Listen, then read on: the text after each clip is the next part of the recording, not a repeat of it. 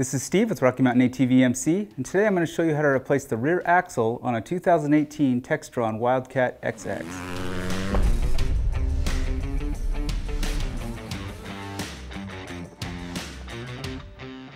Textron has done a great job with the overall design, function, and power of the Wildcat. However, they do have one area that could get damaged, and that's the rear axle, also known as the half shaft. Now, we found this out in the red rocks of southern Utah when we broke the outer CV joint on a rock. So because this is vulnerable, we decided to do a video on how to replace it. To do this job, you'll need some basic hand tools, a torque wrench, rags, gloves, and safety glasses, along with a copy of your OEM service manual for more information, proper procedures, and specs. You will also need a replacement axle. We are using the OEM one from Textron that you can get in the OEM section of our website. Now, before we lift the UTV off the ground, let's go ahead and break the lug nuts loose. Next, let's lift the machine off the ground so we can remove the wheel. Now let's remove the lug nuts and the wheel. Now let's remove the axle nut retainer plate. It serves as the same purpose as a cotter pin. Now let's remove the axle nut. You'll definitely need to use heat and a breaker bar and also a buddy to hold the brakes while you do this. Now these have 250 foot-pounds of torque with red Loctite, so they can be a bit of a chore to get off.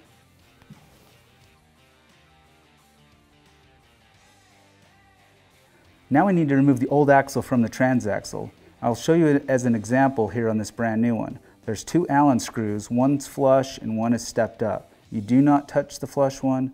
We need to back off the raised one by using a quarter turn with your Allen.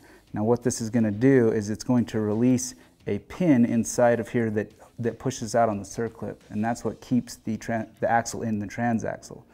So if we release that by turning it a quarter turn, the pin drops in, the circlip can now compress, and then you can slide it out. So first we need to gain access to our screw. Go ahead and put it in neutral and rotate your axle until you can get to your Allen screw. Now that we've got it, we'll just use our Allen wrench and turn it the 90 degrees or quarter turn to release the pin. In order to have enough room to remove our axle, we need to drop the trailing arm down. To do this, we need to disconnect the sway bar, then we need to support the trailing arm and then remove the lower shock mount, and then we'll slowly lower the trailing arm and remove the axle. Now let's take some contact cleaner and a rag and clean the area around where your axle goes into the transaxle. Now before we install our new axle, you need to make sure that it's unlocked. If you're not sure if it's unlocked or locked, it tells you right here on the shaft, or look inside there at the plunger and you can tell that that's unlocked and that's locked. Now to install our new axle, let's start by putting the outer part of the axle into the hub first. Now to get the inner part up to the transaxle, you need to compress the axle, and you may need a friend to help you lift the trailing arm. Now we'll lift the axle up over the frame as we're lifting the trailing arm. Now let's reattach our lower shock mount and torque that bolt to 65 foot-pounds. Now let's attach the sway bar and use some medium strength thread locker and torque it to 35 foot-pounds. Now let's install the axle into the transaxle. Now just make sure that you have it in the unlocked position. Now we'll just push on the axle and push it in. Now let's rotate the axle to gain access to our Allen screw so that we can lock the circlip. Now let's install the axle nut using some red thread locker and torque it to 250 foot-pounds. Now you'll need your friend to hold the brake while you torque it.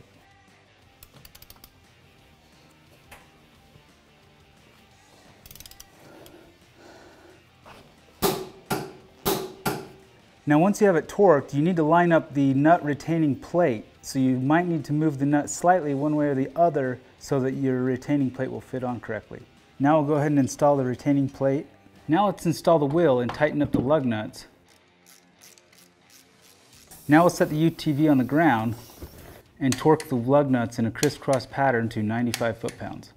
And that's it. Come check us out at RockyMountainATVMC.com for more parts and accessories for your Wildcat. And remember, all orders over $75 ship for free. And if you like what you see here, subscribe to our YouTube channel. This is Steve. We'll catch you next time.